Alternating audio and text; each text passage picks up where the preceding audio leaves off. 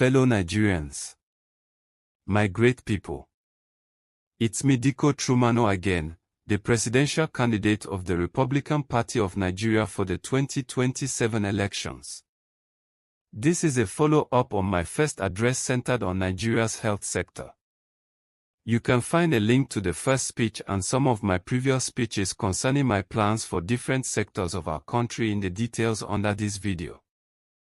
I am here to talk about an issue that touches every single one of us, regardless of tribe, religion, or political affiliation, which is the right to life and the disgraceful state of our healthcare system. Look around you. Go into our so-called government hospitals.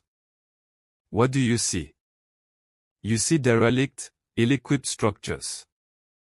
You see buildings that are more like monuments to failure than temples of healing. You see patients lying on floors, families being asked to buy everything from gloves to syringes, and dedicated doctors and nurses working miracles with nothing. And while you and I are struggling in these appalling conditions, where do our so-called leaders go when they have a headache? A common cold. A routine checkup. They fly abroad.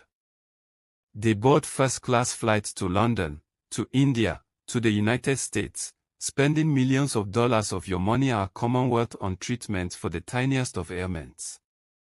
They have turned their backs on the very hospitals they were elected to fund and fix. Why? Because they have created two different Nigerias. One for them, with world-class treatment abroad, and one for you, with a death sentence in a dilapidated ward. This is not just a failure of policy, it is a failure of conscience.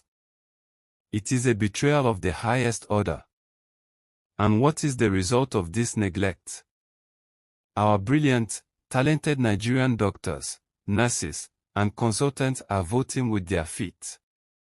They are leaving in droves.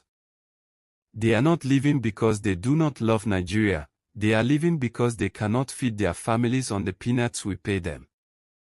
They are leaving because they are tired of watching patients die from conditions that are easily treatable with the right equipment.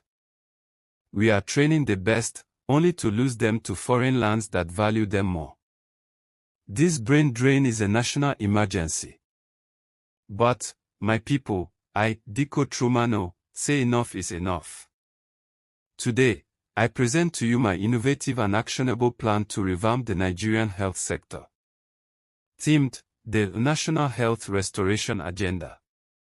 Here is my pledge to you. First, within my first 36 months in office, while we will work on the renovation of all government hospitals nationwide over time, my administration will fully re-equip and upgrade at least one major teaching hospital in every state of our federation. We will transform them from glorified clinics into centers of medical excellence that rival the best hospitals in Europe, America, and Asia. We will ensure that these hospitals have all the latest medical equipment, MRI and CT scanners, state-of-the-art surgical robots, modern dialysis machines, and digital laboratories. Whatever machine is needed to treat a Nigerian politician in Germany will be available to treat a Nigerian market woman in Kano or a farmer in Benue. Second, to ensure that quality healthcare is not a luxury, treatment at these upgraded hospitals will be heavily subsidized by the federal government. My government will bear a significant part of the cost so that no Nigerian has to sell their property or plunge into poverty to access life-saving surgery. Third, we will stop the cycle of training and losing our professionals. Instead of spending billions to send our personnel abroad for training, only for many to abscond due to poor conditions at home, we will bring the training to Nigeria. We will contract global specialists to come to Nigeria regularly to train our medical workers on site on how to operate these new machines and handle new procedures. We will invest in our people inside Nigeria.